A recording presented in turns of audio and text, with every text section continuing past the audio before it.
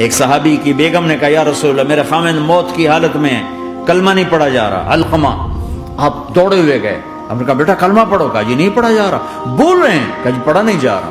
کہا کیوں؟ پھر آپ نے ایک دم کہا کوئی ماں باپ میں زندہ؟ کہا جی ماں۔ راضی ہے؟ کہا نہیں ناراض۔ بلاؤ۔ وہ آ گئی۔ آپ نے کہا علقمہ کی اماں تمہیں بچے سے ناراض ہو؟ کہا جی ہاں۔ کیوں ناراض ہو؟ کہا جی اور کچھ نہیں، بہت نیک بچہ ہے، تہجد پڑھتا ہے، روزے رکھتا ہے، قرآن پڑھتا ہے، مجھ سے بدتمیز ہو کے بولتا ہے۔ وہ مجھے ابھی راستے میں بتا رہا تھا ایک ساتھی کہ جی یہاں کے جو بچے ہیں وہ ماں باپ کے ساتھ بہت بدتمیز ہو کے بولتے ہیں۔ پہلا قصور ماں باپ کا، انہوں نے کب ٹائم دیا تھا؟ انہوں کو ٹائم دیا تھا بچوں پر محنت کے لیے۔ کہا یا رسول اللہ اور کچھ نہیں ہے، بدتمیز ہو کے بولتا ہے۔ تو آپ نے کہا معاف کر دے۔ کہا میرا دل ٹوٹا ہوا ہے۔ آپ نے کہا اچھا اگر میں اسے آگ لگاؤں پھر سفارش کرو گی، معاف کرو گی؟ کہا پھر تو کروں گی، اتنا تو میں نہیں سہ سکتی۔ کہ اگر تو نے معاف نہ کیا تو سیدھا اللہ کی آگ میں جائے گا۔ ہے کون؟ صحابی۔